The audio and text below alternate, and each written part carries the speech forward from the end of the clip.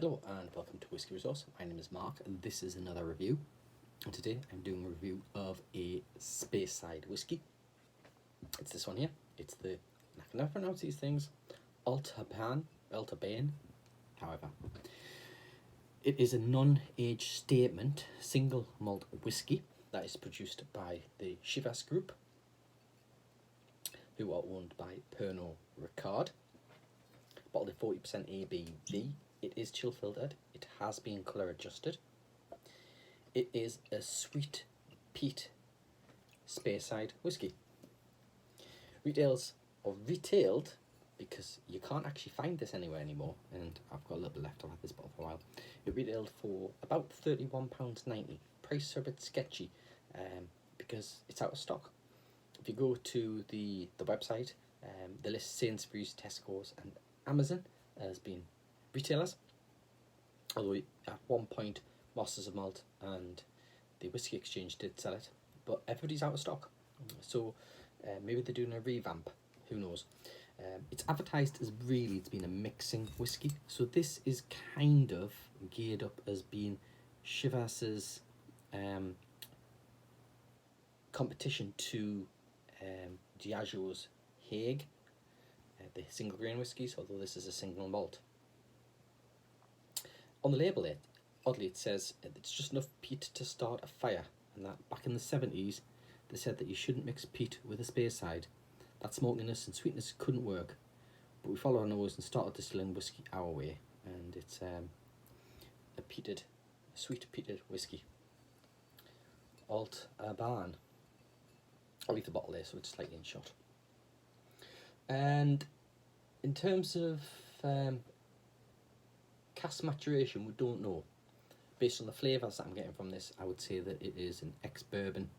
In terms of the peat aspects to it, are they maturing in former peat casks? We don't know. Are they actually smoking their own malt? We don't know. There's very little information about this. Do a bit of research on the internet, you'll find very little actual fact about it, which is a shame. I would think maybe this is getting discontinued. For £31.90, £32.90, whatever the price was, for a non-age statement whiskey. Yeah, strange.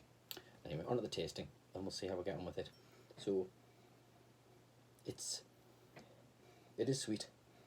There is a peat element there, but it's more the sweet aspect to it than the peat. It's kind of toffee and vanilla upon the palate.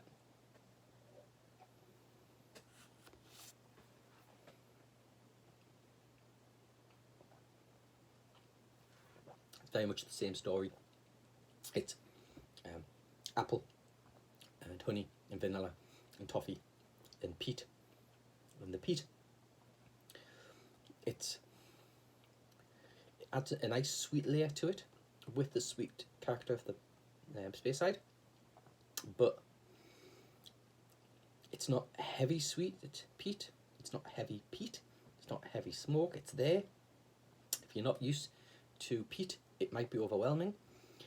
As such, I wouldn't say this is a beginner. I would say this is more an intermediate in terms of as a mixer. If you're a smoker, let's say, you probably would get by with this element appearing in your drink. If you don't smoke and you're not used to peated whiskies, this is probably too heavy for you. Does it offer anything different to any other whiskies in the price range? Yeah, it adds that element of sweet and peat. If you take, for example, Lefroy 10, that tends to be less on the sweet compared to this. I think if you were to go something like an Ardmore, that's probably closer to this in terms of sweetness and peat. However, this doesn't have that complexity. Recommend this whiskey? No, I wouldn't recommend it. It tastes okay. There's nothing wrong about it. It would probably a whiskey like I've found that would sit at the back of your cupboard unloved, and taking you a while to drink. This has been in my cupboard. This is one of the very first bottles I've been gifted, nearly 3-year-old, and you see how much I've drunk of it. It's nearly finished. Thank God. I wouldn't buy another one. There it is.